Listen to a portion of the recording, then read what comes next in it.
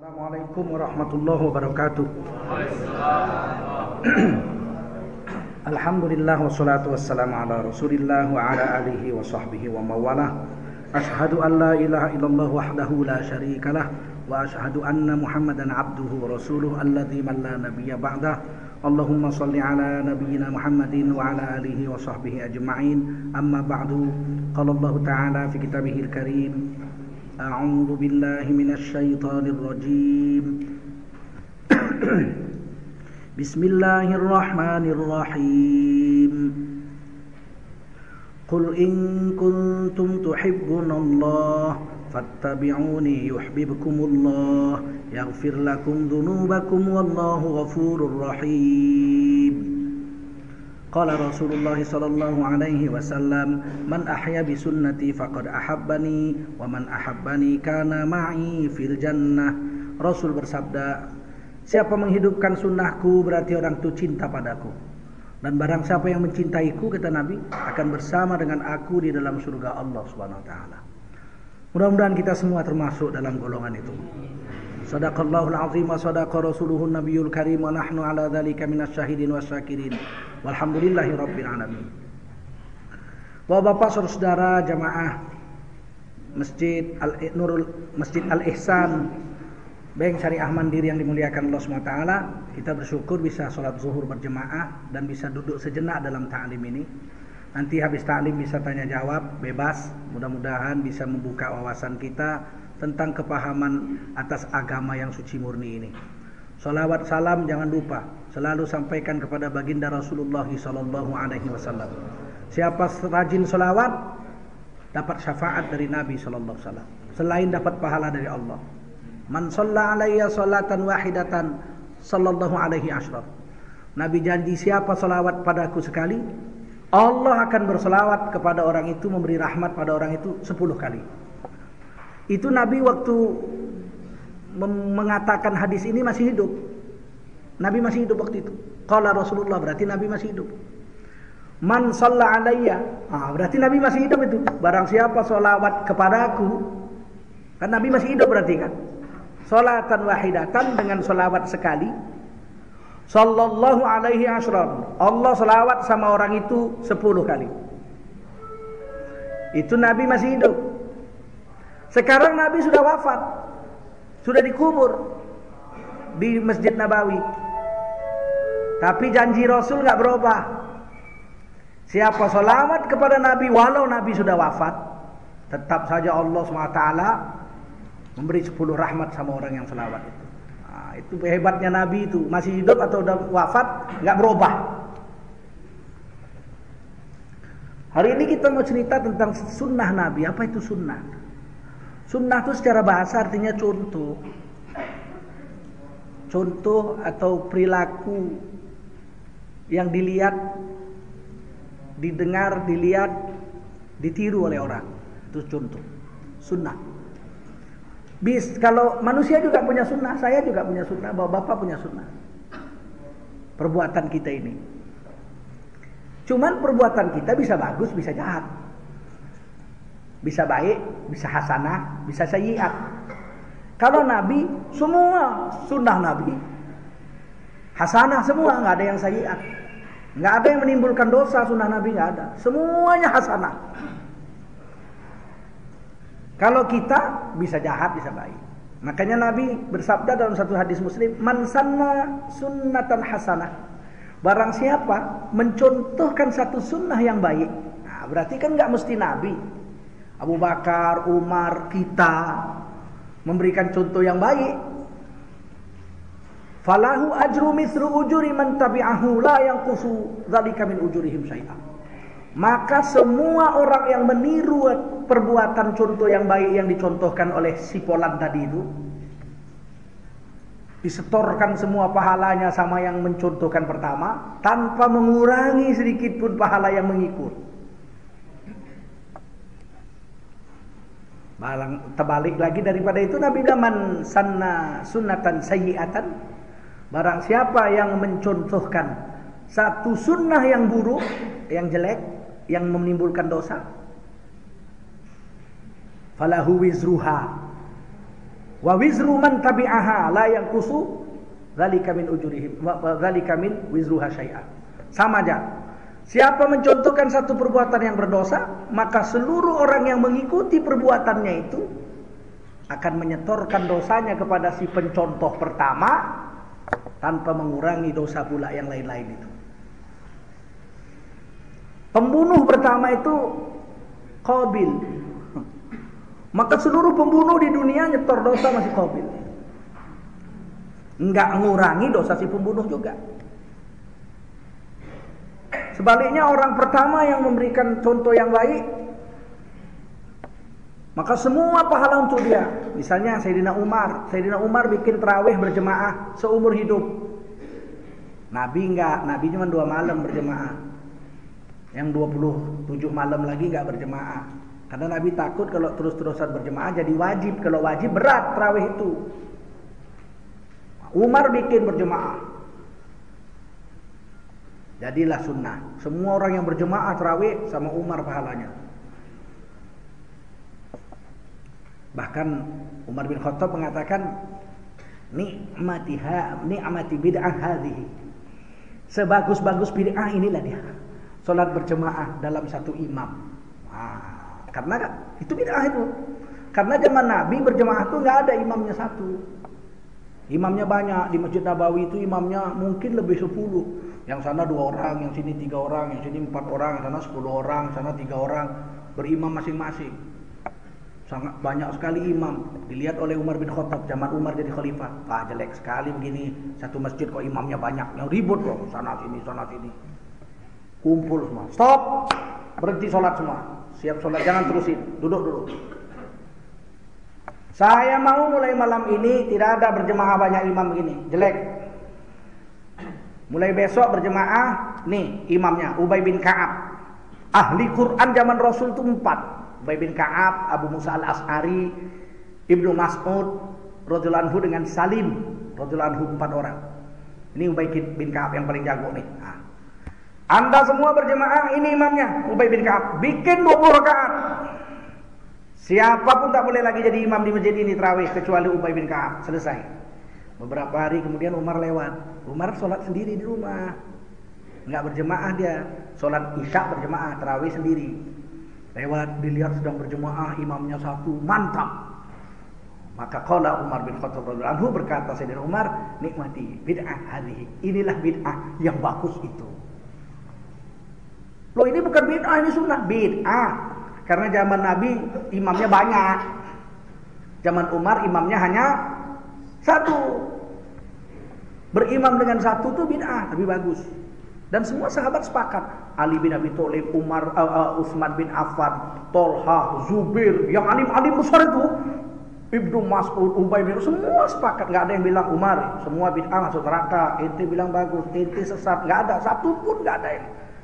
Adakah kita lebih pandai dari sahabat yang hebat-hebat itu dalam urusan ini bid'ah ini sunnah?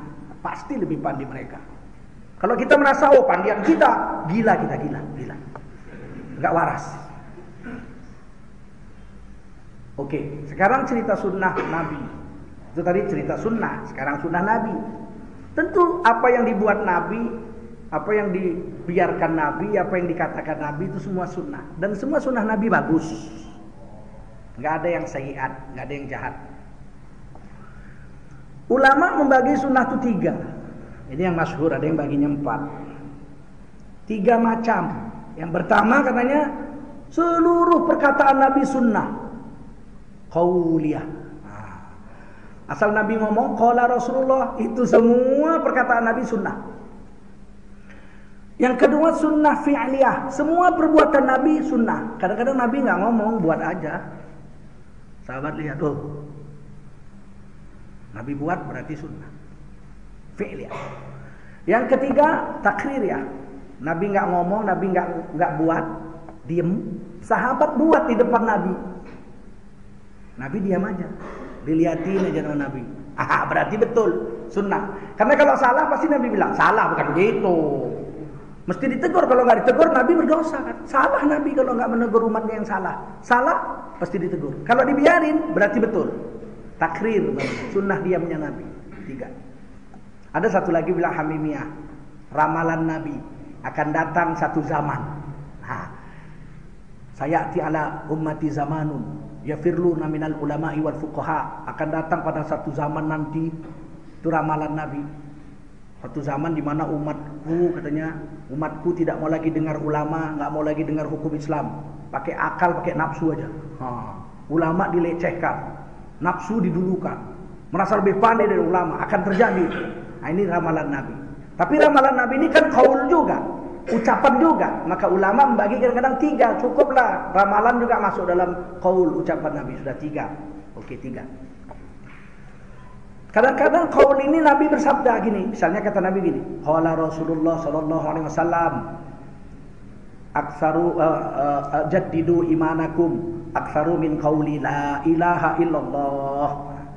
Bersabda Nabi, perbaruilah imanmu dengan memperbanyak mengucapkan la ilaha illallah. Nah, jadi kalau ada orang duduk-duduk la ilaha illallah, la ilaha illallah, itu enggak bid'ah, itu sunnah. Perintah Nabi untuk memperbarui imannya, karena iman ini makin lama makin lapuk, makin usang, diperbarui dengan la ilaha illallah. Itu perkataan. Kadang-kadang perbuatan Nabi, ya Nabi itu satu hari Nabi begini. Satu hari Nabi menyuruh sahabat-sahabatnya potong hadiah waktu haji. Semua potong kambing. Hadiah potong. Sahabat enggak ada yang motong satu pun. Marah sekali Rasulullah, masuk ke kemah, pukul paha. Kesel Nabi. Umi Sulaim nanya, "Ya Rasul." Umi Hanif nanya, Umi Hanif, "Ya Rasul, kok kelihatannya kesal, ada apa sih? Ini umatku ini bagaimana? Saya masih hidup, sudah saya suruh potong hadiah, potong kambing, gak ada yang motong. Kesel saya. Saya masih hidup udah begini." Kata Umi Hani, "Rasulullah sudah potong hadiah Rasul." "Wah, saya punya pun belum potong." Rasul potong aja, Rasul punya. Oh, Rasul terus keluar, ambil kambing. Sahabat lihat, ngapain Rasulullah keluar? Oh, ngambil kambing. Giring kambingnya ke bukit, potong. Zap. Sahabat semua ambil kambing, potong semua. Zap, zap, zap, selesai. Ternyata kadang-kadang perbuatan Nabi manjur. Sahabat lihat, tiru. Yang ketiga, sunnah takririyah. Satu hari Nabi sedang musafir. Khalid bin Walid berburu, dapat dhab. Dhab itu bahasa Arabnya, bahasa Indonesianya, itu bahasa Indonesianya ngawur. Saya lihat di tafsir Marbawi, dibilangnya biawak. Kapan pula orang Islam disuruh makan biawak? Tapi begitulah kalau ngaji dari buku, ya begitu nasibnya. Dibuat dhab biawak, sehingga ada beberapa ustadz di Medan, di Jakarta menghalalkan makan biawak gara-gara baca buku, bukan ngaji sama ulama. Itulah rusaknya itu. Saya pernah ke Arab, tinggal di sana hampir setahun, dan saya banyak negara sudah saya jalani, 15 negara. Saya ketemu dhab itu. Dhab itu saya pegang gitu, mirip dengan buaya, kecil segini, mirip buaya, tapi nggak ada cakarnya. Kalau biawak ada cakarnya, sabung ada cakarnya, dhab nggak ada. Biawak giginya taring, kayak ular, sedangkan dhab giginya seri. Kemudian biawak makan bangkai, sedangkan dhab makan rumput. Biawak lidahnya cabang, sedangkan dhab lidahnya nggak cabang. Bedanya aja ada 5. Jadi Khalid bin Walid ketemu dhab, disembelih, dibakar. Rasul lihat aja gitu, udah siap dikasih Nabi satu piring. "Ya Rasul, makan." Kata Rasul, "Saya nggak biasa makan ini. Selera nggak ada, nggak biasa. Di negeri saya nggak ada ini." Jadi Nabi nggak makan. Sahabat yang lain makan itu. Khalid, Rasul nggak mau, kita lah. Gedegap. Rasulullah diam saja. Mustahil haram. Kalau haram pasti Rasulullah bilang, "Ente pun jangan makan, ini haram." Tapi karena Nabi biarkan, jadilah dhab itu sunnah takririyah. Makan dhab itu halal, walaupun Nabi nggak makan. Makanya dalam Islam, kalau kita nggak selera makan sesuatu, nggak haram itu. Nih duren, Semua pada makan durian. Saya nggak mau, saya diam aja. Kenapa nggak makan? Saya nggak mau. Berdosa kamu. Wah, enggak. Kok berdosa? Orang saya nggak selera kok mau dipaksa-paksa. Ya, begitulah kejadian itu 3 ya. Sunnah qauliyah, fi'liyah dan takririyah. Itu jenisnya, macamnya. Adapun hukumnya, beda hukum. Sunnah Nabi itu tidak semuanya sunnat. Beda sunnah dengan sunnat. Sunnah contoh. Sedangkan sunnat dalam ilmu fikih artinya dikerjakan berpahala, ditinggalkan tidak berdosa. Lain. Jadi sunnah belum tentu sunnat. Ulama membagi sunnah Nabi hukumnya 4.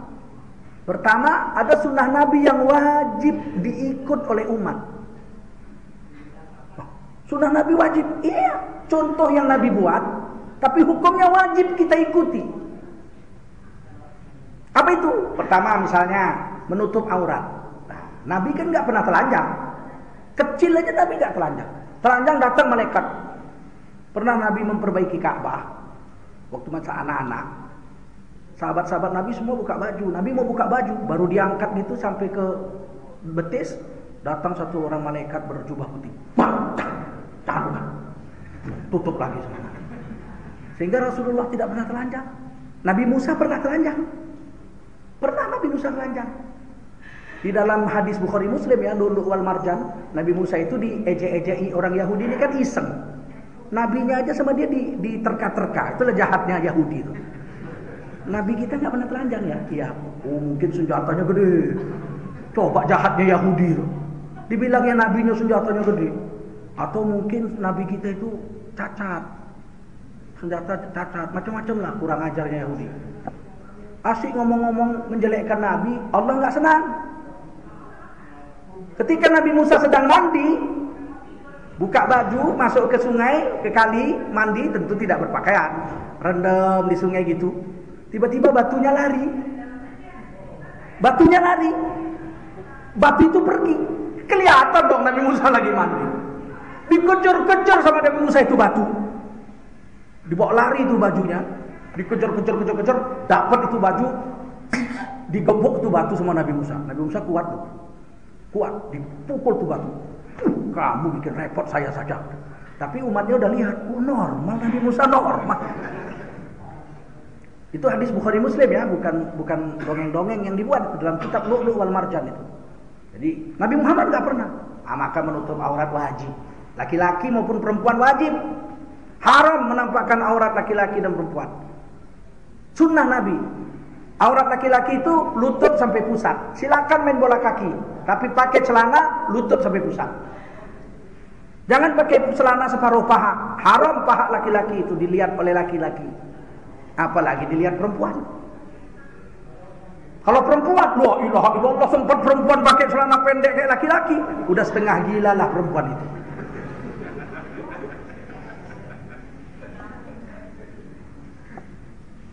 Wajib tutup aurat. Apalagi sunnah Nabi yang wajib. Sholat 5 waktu, Nabi buat, Nabi suruh, ya. Wajib hukumnya. Apalagi puasa Ramadan, wajib. Naik haji bagi yang mampu, wajib. Umroh sekali seumur hidup bagi yang mampu, wajib. Berkata benar, banyak sunnah Nabi yang wajib. Sunnah Nabi yang sunnah. Dikerjakan berpahala, ditinggalkan rugi. Nah, jangan dibilang ditinggalkan tidak apa-apa. Banyak hari ini orang salah ngaji, dia bilang sunat artinya dikerjakan berpahala, ditinggalkan tidak apa-apa. Salah, nggak ada kitab fikih bilang begitu. Seluruh kitab fikih saya baca, sunat adalah dikerjakan berpahala, ditinggalkan tidak berdosa. Bukan tidak apa-apa, tidak berdosa, tapi rugi. Rugi. Ruginya apa? Meninggalkan sunnah Nabi yang sunat, dihina orang, dihina Allah, dihina malaikat. Tapi sunat, iya sunat, nggak berdosa, enggak. Tapi dihina Allah, dihina malaikat, dihina manusia. Contoh, gosok gigi. Laula an asyaqqa ala ummati la amartuhum bisiwak inda kulli shalah, inda kulli wudu. Kalau tidak memberatkan umatku, kata Nabi, kuwajibkan umatku itu gosok gigi setiap mau sholat dan gosok gigi setiap mau wudu. Berarti minimal 10 kali gosok gigi sehari. Tapi karena memberatkan, jadi sunat, tidak wajib. Berhubung karena gosok gigi itu sunat. Nah, coba nggak usah gosok gigi 2 tahun. Pak, kok nggak gosok gigi? Kan sunat saja, dikerjakan berpahala, ditinggalkan tidak apa-apa. Siapa bilang tidak apa-apa? 2 tahun nggak gosok gigi, oh mak. Orang akan bilang, Pak, giginya kok kuning. Ya biar aja, kan urusan saya, bukan urusan kamu. Gigi-gigi saya kok kamu yang sewot. Bukan Pak, saya heran aja kok ditumpuk gitu. Apa untuk blue band hari raya? Mau bikin kue gratis, tinggal kerik aja gitu. Kan dihina orang. Dan dihina malaikat. Malaikat itu tak suka dengan orang yang mulutnya bau. Lari malaikat itu. Ini yang menjaga tubuh kita ini 70 malaikat setiap hari ini. Ya, 70 malaikat. Lari dia kalau mulut kita ini makan jengkol, lari. Bohong, bau musuh, larinya 1 mil jauhnya. Itu hadis-hadis Rasul bilang. Dihina malaikat. Yang ketiga, kalau mengerjakan yang meninggalkan yang sunat, dibenci Allah. Coba nggak gosok gigi 2 tahun. Baca Quran, Bismillahirrahmanirrahim. Entah berpahala, entah enggak. Dia nanti dipanggil Allah. Kamu dulu ngapain? Baca Quran ya Allah. Quran itu apa? Kalammu yang suci. Kalau kalamku yang suci kok kau keluarkan dari mulutmu yang 2 tahun penuh blue band begitu? Termasuklah sunnah. Yang sunat itu gunting kuku seminggu sekali, mulai dari Kemis sore habis asar sampai sebelum Jumat. Seminggu sekali.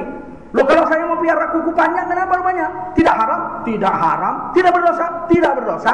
Tapi kita dihina orang. Bayangkan khotib Jumat kukunya panjang. Alhamdulillah. Kayak kuku Panconokonya Werkudara itu. Orang kan hebat juga nih khotib. Mak lampir dia ini katanya. Padahal itu sunat. Iya, tapi kalau sunat ditinggalkan, dihina oleh Allah, dihina oleh manusia. Kumis, kata Nabi, guntinglah kumis. Kalau huffu, melingkar bibir. Kalau uhfu, bahasa Arab itu bisa 2 itu, bisa huffu, bisa uhfu. Kalau uhfu cukur semua. Kalau huffu, melingkar bibir. Utsman bin Affan radhiyallahu anhu, kumisnya melingkar bibir. Hafin wal malaikatu hafin. Malaikat mengelilingi aras, melingkar di sekeliling aras. Huf. Cukur semua atau ini? Enggak boleh piara kumis itu sampai tebal sebesar lontong itu. Kan ini sunat ini, ya sunat tapi dihina orang. Bagaimana orang pakai kumis tebal gitu coba? Kok tebal? Bukan bugis sembarang bugis. Bugis bertuah dari Indragiri. Bukan kumis sembarang kumis, Bung. Kumis bertuah penyaring kopi. Begitu dia minum kopi, lengket semua sini. Diambil lagi, dipulangin, penghematan. Orang pun jijik. Memang tidak berdosa karena sunat, tapi rugi dan dihina oleh manusia. Banyak lagi sunnah yang sunat ya. Man wajada sa'atan falam yudahi fala yaqrabanna musallana. Hadis Ahmad itu. Barang siapa punya duit, tidak memotong hewan korban hari raya korban, padahal ada duitnya, fala yaqrabanna musallana. Jangan dekat-dekat dengan tempat kami sholat. Sholat aja nggak dikasih. Jangankan sholat, dekat aja nggak boleh. Pergi. Kenapa diusir? Rasul benci. Kenapa? Karena nggak mengerjakan yang sunat. Kalau nggak mengerjakan yang wajib berdosa. Kalau nggak mengerjakan yang sunat, dibenci Allah, dihina oleh Allah SWT, malaikat dan manusia. Manusia pun menghinanya. Itu direktur utama Bank Mandiri korban apa enggak? Enggak. Kok gitu? Biasa, pelit. Dekat pun dia orang takut ketularan.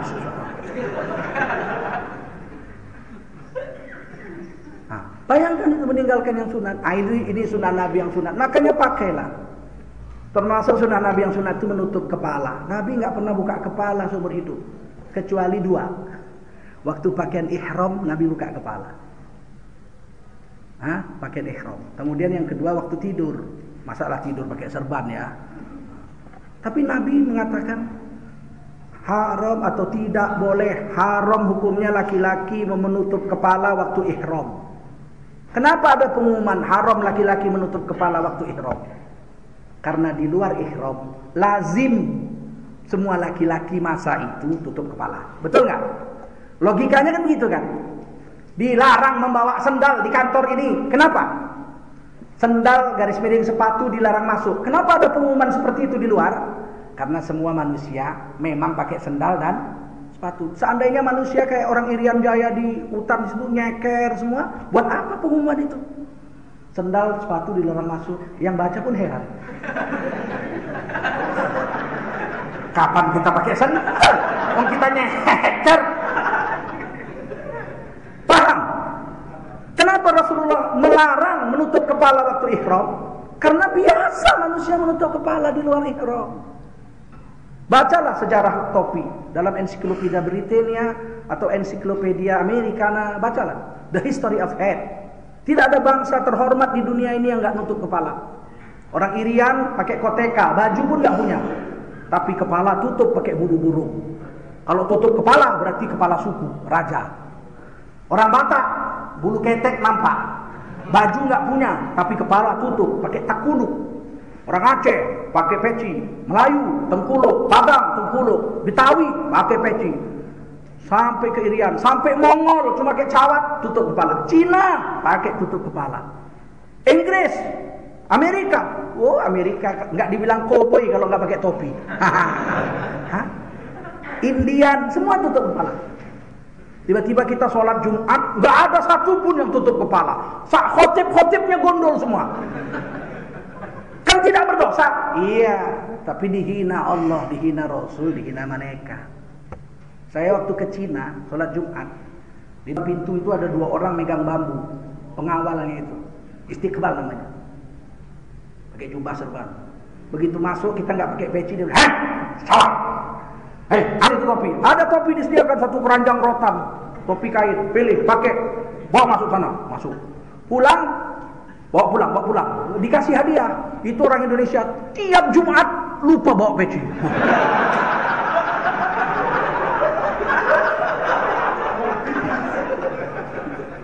Lumayan kan bisa koleksi. Tidak ada orang Cina sholat nggak pakai peci, nggak ada. Nah, ini sunnah memang tidak wajib. Baru yang ketiga, sunnah Nabi yang mubah, boleh. Mau kerjakan silakan, nggak mau kerjakan silakan, tidak berdosa, tapi tetap ada keutamaan. Sunnah Nabi tetap ada keutamaan, walaupun nggak dapat pahala. Contoh, Nabi setiap menguburkan mayat ke kuburan, menunggu mayat dikubur itu, Nabi mencoblos tanah dengan tongkatnya. Nyucuk tanah dengan tongkat itu, coblos. Itu sunnah itu. Tapi apa untungnya? Minimal nggak lihat aib orang. Kalau kita nggak nyoblos gini kan lihat, ya Allah, kulit putih, mulut sumbing, siap. Ya Allah, gendutnya bukan main, jalan pun bengkor-bengkor. Congok sih. Tapi kalau kita sibuk begini nggak ada kita lihat-lihat. Ada sunnah lagi yang boleh. Ada menggembala kambing. Nabi waktu kecil menggembala kambing. Menggembala kambing itu sunnah nabi-nabi. Sunnatul anbiya min qabli, kata Nabi. Menggembala kambing itu sunnah nabi-nabi sebelum aku. Nabi Ibrahim piara kambing. Nabi Ismail gembala kambing. Nabi Sulaiman gembala kambing. Nabi Dawud gembala kambing. Ya. Hampir semua Nabi Musa, Nabi Isa, Nabi Muhammad gembala kambing. Dan gembala kambing itu susah. Saya pernah lihat teman saya di waktu SD dulu penggembala kambing, sampai nangis dia. Kambing ini binatang paling bedogol betul deh. Ya, ditarik ngelawan dek, didorong nggak mau maju, ditinggal hilang, diikat jerit, susah kambing itu. Maka kalau mau menggembala kambing, insya Allah jadi orang yang sabar, dewasa sabar. Ya. Nah. Apalagi sunnah Nabi yang boleh, mubah, kawin dengan janda. Nabi itu masih ganteng, paling ganteng, manusia terganteng. Umur 25 tahun kawin dengan seorang janda umur 40. Sunnah Nabi itu, perbuatan Nabi tak sunnah, tapi mubah. Mau kawin sama janda silakan, nggak mau pun nggak apa-apa, tidaklah berdosa. Ini mubah, bukan sunnah, bukan sunat, mubah. Tapi kawin sama janda itu sunnah Nabi, jangan dihina. Ya Allah, anak kita udah kita sekolahkan S3. Alah Din, S3 kau nak, janda juga nya dapat. Jadi kenapa kalau janda, kenapa? Emang janda itu hina? Kalau hina janda, masa Rasulullah kawin dengan orang hina? Mustahil Rasulullah kawin dengan orang hina. Janda tidak hina, Mas. Janda tidak hina. Mana tahu besok-besok anak bapak kawin sama janda.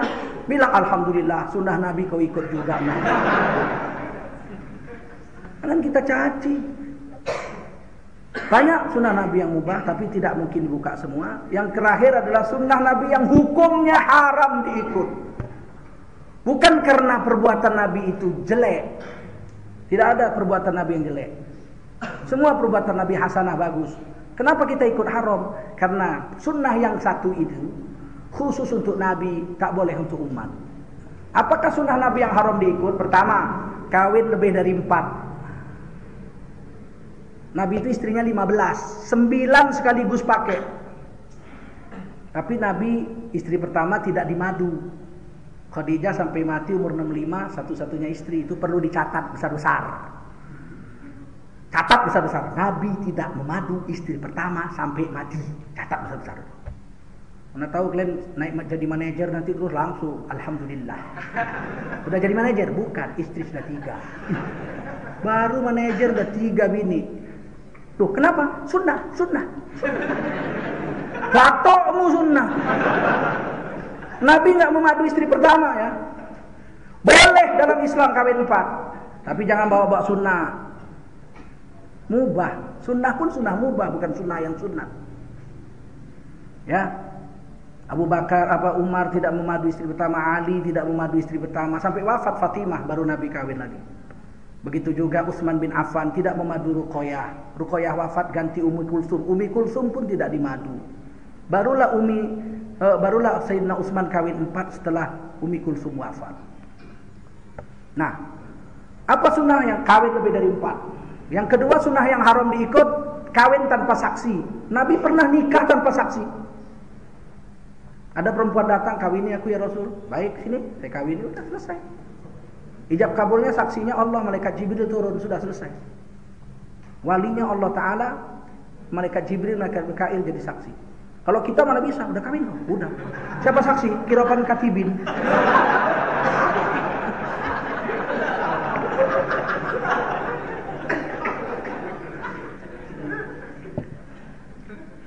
Kawin tanpa wali. Nabi pernah kawin tanpa wali. Nabi pernah kawin tanpa saksi. Enggak salah saya itu surah Al-Ahzab ayat 50 atau 52, 50 atau 52 ya. Khalisatan laka min dunil mu'minin. Nikah tanpa wali, nikah tanpa saksi itu khusus untuk engkau saja. Wahai Nabi, tak boleh untuk orang beriman sampai kiamat. Kira-kira itulah ya sunnah Nabi. Ya, mudah-mudahan kita bisa amalkan tentang sunnah Nabi. Jangan cepat-cepat mengatakan perbuatan orang itu bid'ah sebelum mengaji betul-betul. Saya baru baca buku bilang sujud kepada makhluk syirik. Baru saya jawab hari ini 6 halaman. Baru setengah jam 11 tadi kurang siap saya tulis, saya kemari. Masa 4 kali bilang orang syirik? Asal sujud kepada makhluk syirik. Belum tentu sujud sama makhluk syirik. Sujud sama makhluk itu syirik kalau niatnya menyembah, lita'abbud. Wa ma khalaqtul jinna wal insa illa liya'budun. Iyyaka na'budu wa iyyaka nyembahnya sama Allah. Kalau sujudnya menghormat, tidak syirik. Nabi Adam pernah sujud. Malaikat-malaikat sama Nabi Adam. Fasjudu li Adam. Hei malaikat, sujud semua sama Nabi Adam. Fasajadu, semua malaikat sujud. Illa iblis, syirik malaikat. Syirik tuh malaikat tuh, syirik tuh. Pokoknya saya sujud sama makhluk syirik, malaikat syirik. Sedangkan yang merintah Allah, Allah memerintahkan malaikatnya untuk syirik. Tidak mungkin, jangan cepat-cepat, ngaji dulu. Sujud itu kalau niatnya menghormat, boleh. Tapi kalau niatnya menyembah, syirik hukumnya. Paham? Paham? Makanya orang Jawa kadang-kadang kan sujud anaknya itu mencium kaki bapaknya. Kalau kawinan saya dengar nyanyiin pakai dandang gulo. Haru juga itu. Rama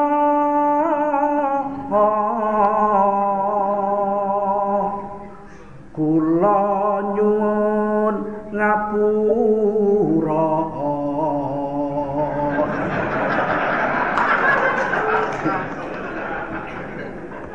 Sampai sini saja pengajian, boleh tanya jawab. Silakan. Jam 1. Ada waktu 20 menit. Cepat-cepat, sayang waktunya. Monggo, silakan. Terkait dengan puasa sunat. Puasa sunat, jadi kan puasa sunat kan ada kalau Rasulullah Senin Kamis. Sementara ada sehari puasa, sehari tidak Nabi Daud.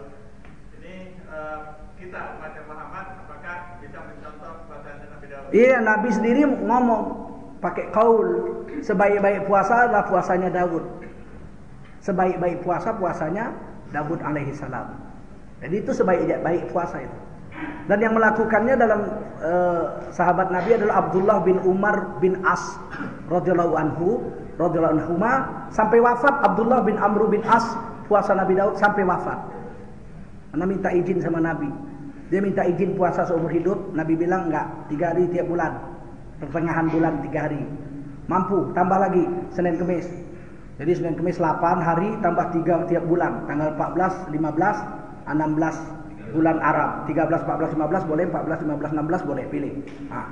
Berarti sudah 8 tambah 3, 11 hari. Masih sanggup lagi? Nah, kalau masih sanggup meminta tambah puasanya Nabi Daud. Kelang-kelang hari. Dan itu enggak ada lebih dari itu, cukup itu aja. Maka sampai wafat Abdullah bin Amr bin As radhiyallahu anhu mengamalkan puasa Nabi Daud. Jadi sunnah Nabi itu. Banyak sunnah Nabi dulu jadi sunnah Nabi sekarang. Tetap gitu. Macam haji. Haji itu kan sunnah Nabi Ibrahim. Jadi sunnah Nabi sekarang, Nabi kita. Nah, begitu. Baik. Yang lain. Silakan. Kaitannya sama makan. Kalau makan bawang itu kan dampaknya baunya. Iya. Itu kan ada yang saya belum tahu dalilnya apa, ada atau enggak yang dibilang kalau makan bawang itu janganlah masuk di rumahku. Oh ya, itu hadis sahih. Ya, barang siapa habis makan bawang janganlah memasuki masjid untuk sholat.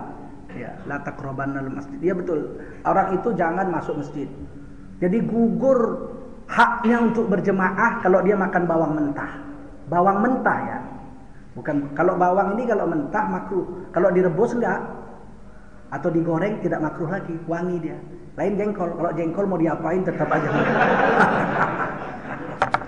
Sama rokok. Rokok itu diapain pun bau itu. Mau dicampur keju, mau dicampur limun, kalau rokok tetap bau. Nggak ada yang pernah terjadi hama babi di Thailand.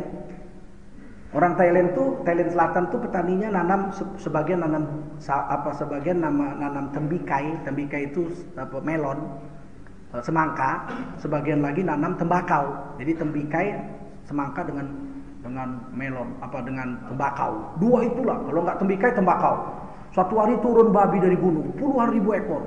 Dalam satu malam semua semangka habis dimakan babi. Nangis petani semangka. Sementara tembakau disenggol pun nggak mau babi.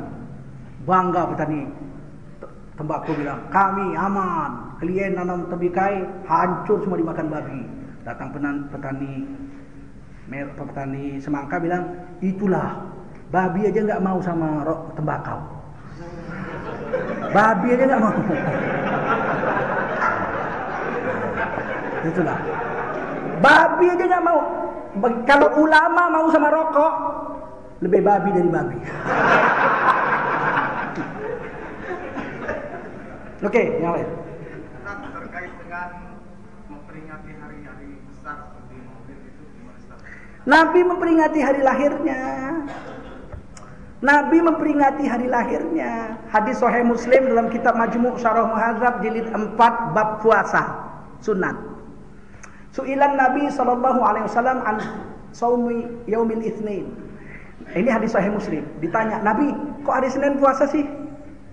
Kenapa setiap hari Senin puasa? Qala Rasulullah SAW, Rasul menjawab, wa dzalika yaumun wulidtu fihi. Hari Senin itu hari aku dilahirkan.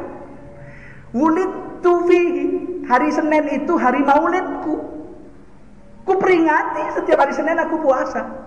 Wa bu'istu fihi, dan aku setiap hari Senin puasa karena itu hari aku dilantik jadi nabi. Hari bersejarah. Nah, tentu boleh. Oh, kalau nabi kan memperingatinya dengan puasa, kita kok memperingatinya dengan sedekah, anak yatim, sunatan massal, ngawinkan gelandangan. Tanda syukur yang paling tinggi itu puasa, tau. Tanda syukur yang paling sulit itu puasa. Ada orang duitnya 1 triliun. Untuk bersyukur sama Allah dia pergi umroh. Berapa lah umroh? Cuman $1.500. Berapalah $1.500? Duitnya 1 triliun. Di sana boleh makan, minum, kenyang, tidurnya di hotel Intercontinental. Tapi kalau punya uang 1 triliun, syukurnya puasa, aduh mak. Supirnya minum jus jeruk. Minum pak? Puasa. Supirnya duitnya cuma 300.000. Dia 1 triliun. Sate pak? Puasa. Nabi bersyukur dengan puasa. Kita bersyukur maulid Nabi dengan ceramah agama, dengan baca Quran, dengan sholawat Nabi, dengan ngawinkan janda miskin, dengan ngawinkan gelandangan, dengan khitanan Rasul, pengobatan gratis. Kok dibilang bid'ah masuk neraka? Hati-hati, banyak peringatan-peringatan dibuat. Ya, banyak. Salah satu lagi ketika Nabi Musa nyebrang laut merah, selamat dari kejaran Fir'aun. Itu hari raya. Setiap hari tanggal 8 Zulhijjah itu kaum Yahudi puasa sampai 2000 tahun. Sampai zaman Nabi nanya, itu kita puasa hari Asyura. Kita puasa hari 10. Hari 10. Ini puasa hari 9. 9 Muharram. Kita 10 Muharram puasa kan? Hari Asyura, dia 9 Muharram puasa. Jadi Nabi nanya, sahabat-sahabat coba tanya sama Yahudi, kenapa mereka itu puasa hari 9, kita kan hari 10. Bukan Nabi nggak tahu itu untuk ilmu. Sahabat nanya, Yahudi, kalian kok puasa tanggal 9 Muharram? Ini hari raya, hari besar. Selamatnya selamatnya Nabi Musa dari kejaran Fir'aun nyebrang Laut Merah. Jadi kami bersyukur, kami peringati hari raya kami. Sampaikan kepada Nabi, ya Rasul, mereka puasa karena hari raya selamatnya Musa dari kejaran Fir'aun. Nabi langsung jawab, nahnu ahaqu ala Musa. Kita lebih berhak. Yahudi berhak puasa hari rayanya Nabi Musa. Kita lebih berhak, nahnu ahaqu. Mulai besok kalau hidupku sampai umurku tahun depan, aku akan puasa hari 9, hari Tasu'ah. Dan ternyata kemudian Rasulullah wafat. Tapi hari Tasu'ah tetap sampai sekarang diperingati oleh kaum muslimin. Padahal itu hari rayanya Nabi Musa. Ini dalil Sahih Muslim membuktikan bahwa memperingati hari raya boleh. Dan saya baru baca koran hari ini, ternyata sejak Israel menguasai Palestina, orang-orang Salafi di sana memperingati juga hari Nabla namanya. Tadi di Republika tadi, hari kecelakaan, hari berkabung nasional, hari celaka. Karena apa? Karena Palestina direbut Israel. Dibikinlah masjid Umar bin Khattab. Di situ orang lewat-lewat lihat hari raya, hari berkabung, diperingati. Sudah berapa puluh tahun itu. Enggak ada pula satu pun ulama Salafi bilang itu bid'ah masuk neraka. Karena yang bikin mereka, kalau yang bikin kita bid'ah. Ada di koran Republika hari ini, silakan lihat. Satu lagi tadi udah tunjuk tangan.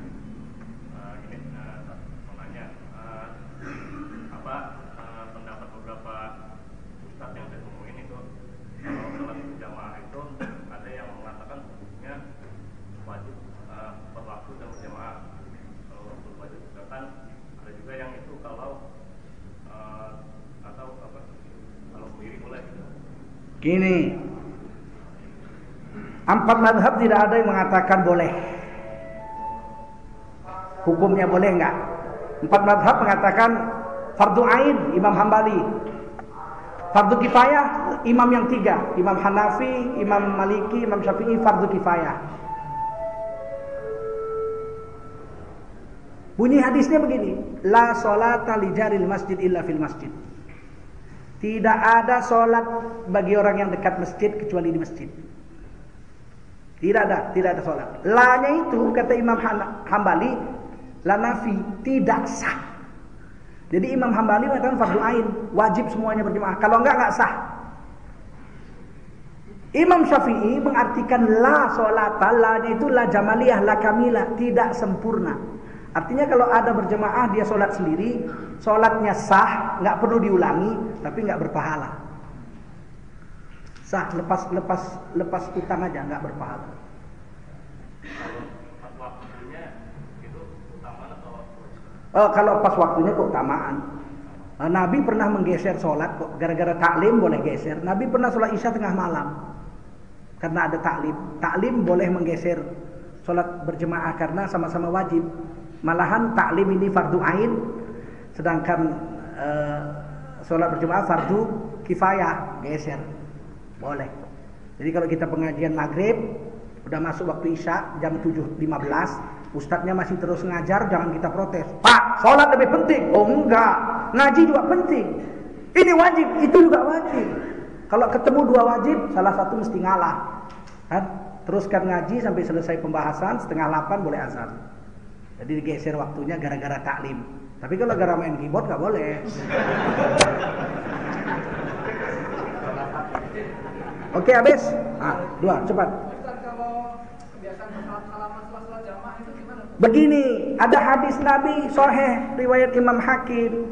Ma min muslimaini wa yatasafahani faghfira lahuma qabla ayatafarraquma. Nah, itu hadisnya sahih. Tidaklah dua orang mukmin kalau dia bertemu kemudian berjabatan tangan, maka sebelum tangannya lepas, kedua-duanya sudah diampuni dosanya oleh Allah Subhanahu wa taala. Ah, itulah diamalkan habis sholat. Kaunya. Kau. Kenapa enggak tadi waktu di masjid?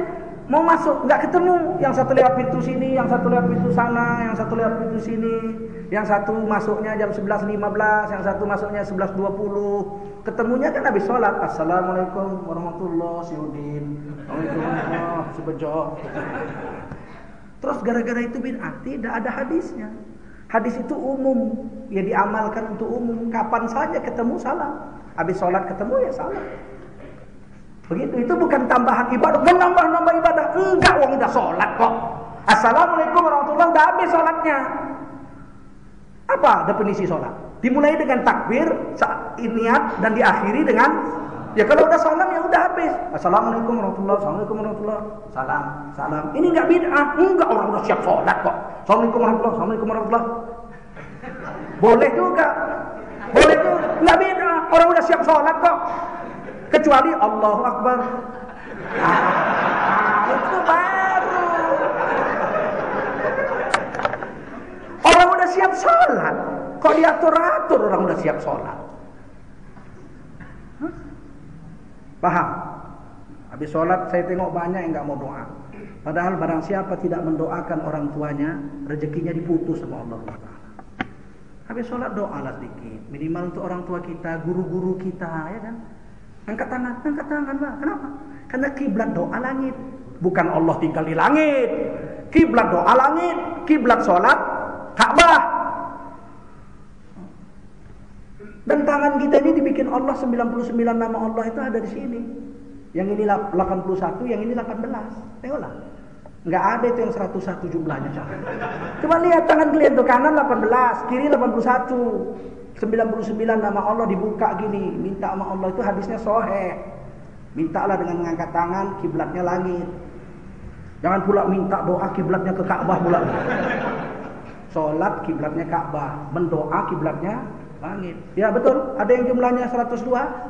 Enggak ada, semua 99. Nah, kan? Mengenai kunut dalam salat subuh. Kunut subuh. Dalam salat subuh. Kunut subuh sunnah. Dan kunut subuh itu kalau ditinggal dengan sengaja kena sujud sahwi. Dalilnya 3 hadis sahih. Anna Rasulullah sallallahu alaihi wasallam lam yazalu yaqnut fi subhi hatta faraqat dunya. Adalah Rasulullah SAW tidak pernah tinggal kunut subuh sampai wafatnya. Itu hadis riwayat Imam Hakim, Baihaqi dan Daruqutni sahih. Dan Ibnu Taimiyah dalam kitab Al-Muharrar Jilid pertama ini kenapa saya buka Ibnu Taimiyah, karena Ibnu Taimiyah ini pengikut-pengikutnya yang agak-agak keras sama kita. Kalau pengikut madhab yang lain enggak. Yang satu ini yang agak keras. Ya, ternyata Ibnu Taimiyah sendiri dalam kitab Al-Muharrar, dalam fikih Islam Al-Muharrar jilid pertama mengatakan apabila imam membaca qunut subuh, maka semestinya lah atau sewajibnya lah makmumnya mengaminkan doa qunut sang imam itu. Itu yang bilang Ibnu Taimiyah. Ini kadang-kadang pengikut Ibnu Taimiyah qunut subuh sana Allahumma hdina fiman hadait wa afina fiman afait. Kita tanya, kamu ikut siapa? Ikut Rasulullah katanya pula. Aduh, jumpa sama Rasul? Enggak. Jadi dari mana kau tahu? Dari buku. Di mana kau beli di Senen? Terjemahan, iya terjemahan. Karangan siapa? Bejo bin Udin. Ya.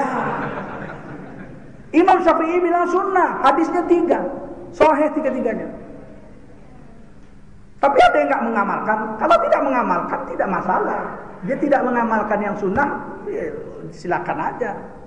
Tapi jangan mengatakan yang mengamalkan itu bid'ah masuk neraka, jangan. Sebab ada dalil yang bid'ah itu kalau tidak ada dalilnya. Begitu ya? Silakan.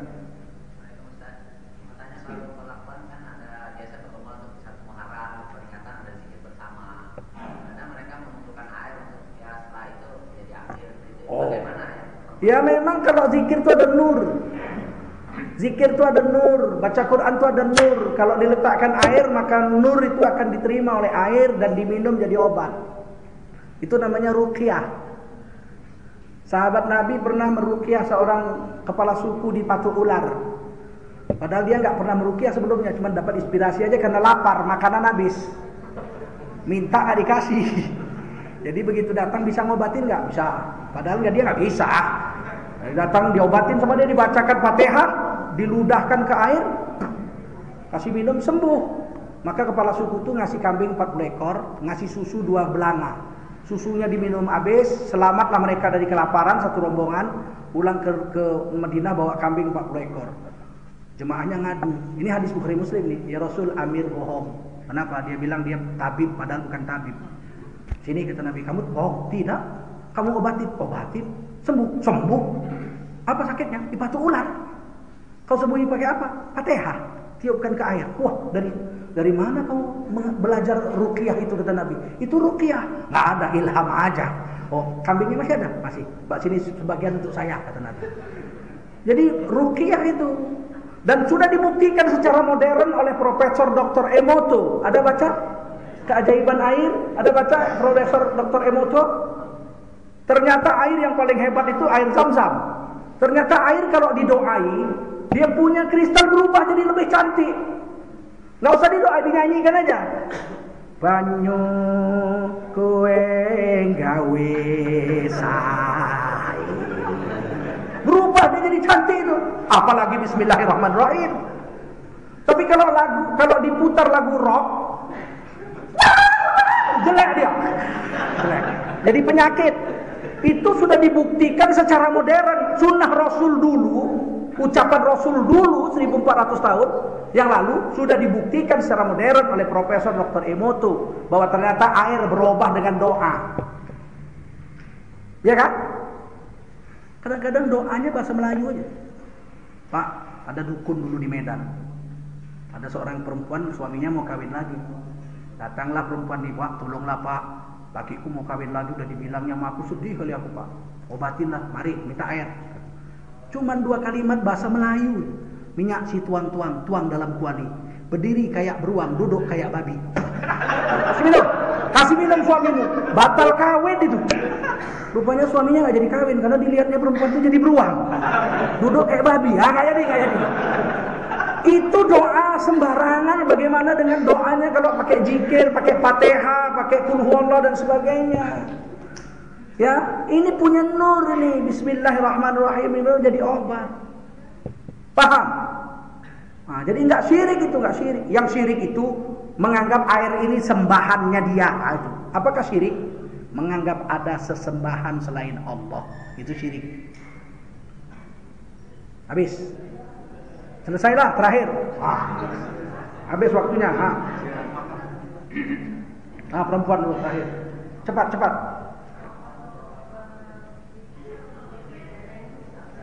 Nggak dengar apa itu? Oh, nisfu Sa'ban ada hadisnya. Sebaik-baik puasa setelah Ramadan adalah puasa Sya'ban. Itu hadis Bukhari. Ya, tentu saja ada hadisnya maka dibuat oleh ulama.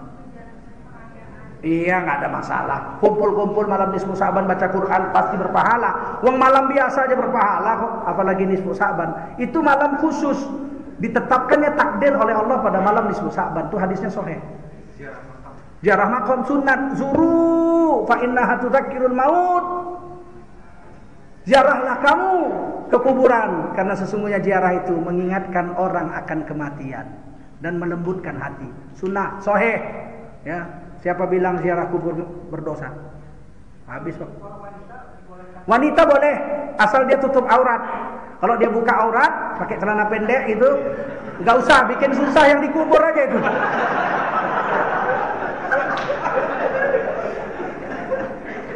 Subhanallah bihamdi subhanakallahumma wa bihamdika wa la ilaha illa anta astaghfiruka wa atubu ilaik.